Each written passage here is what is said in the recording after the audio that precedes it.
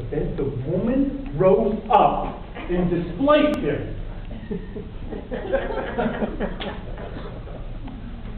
Now I'm in his castle. He's his garage. Join me in chanting tools and toys.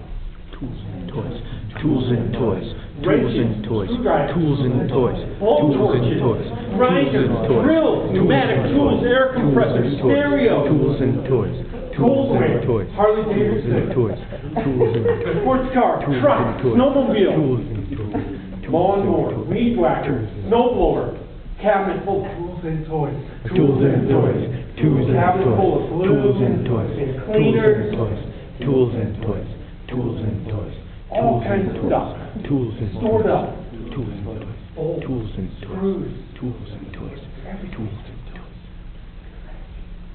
and a secret stash of cigars. This was my father's man cave, the garage.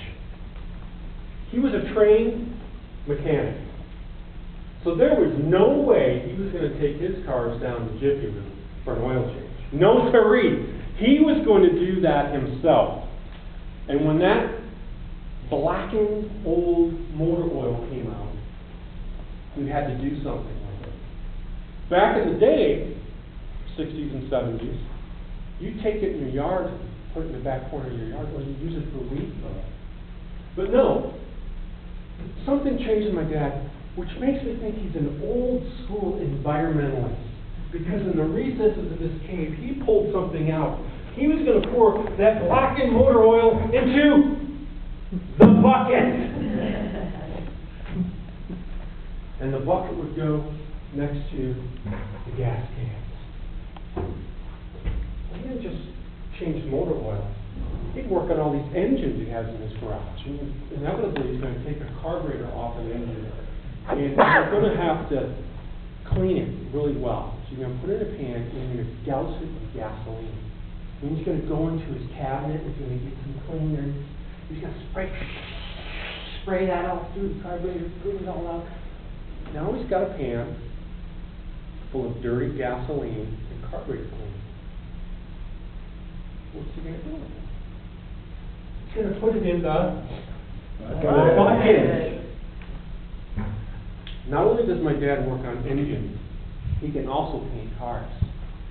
And when he's done painting a car, now he has a dirty sprayer and tools, and he's got paint all up his arms. He's going to go in his cabinet, he's going to get some paint thinner. And he's going to clean up that paint off his arms and his face and the sprayer, and now he's got a pan full of dirty paint thinner. What's he going to do with it?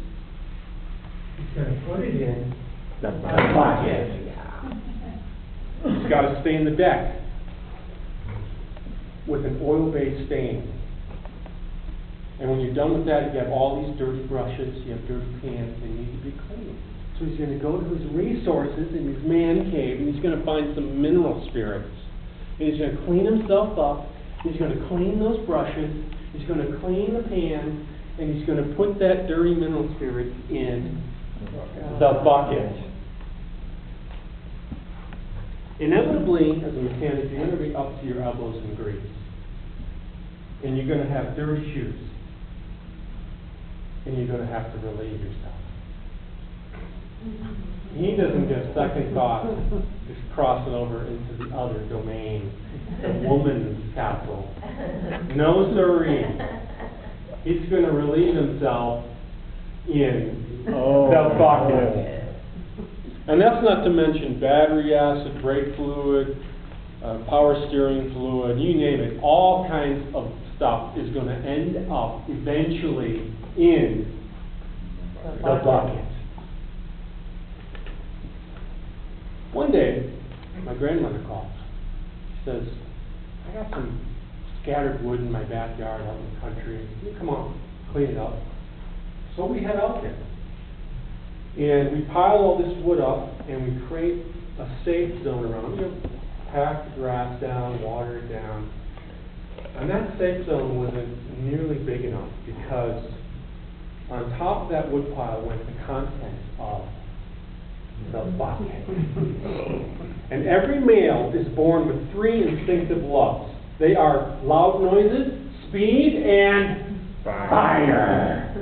So when my father asked me if I wanted to light that fire, my little elementary age self could not resist.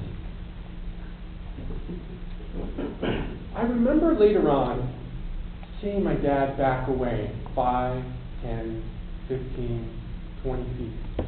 And I often wonder to this day if he was trying to kill me. Because when I dropped that match on that tile, I do not know what was greater.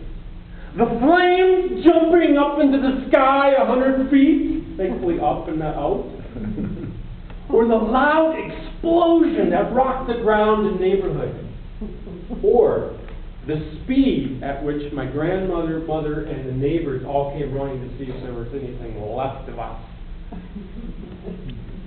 Thankfully, I survived to roast hot dogs from a very long hot dog stick over a very hot fire.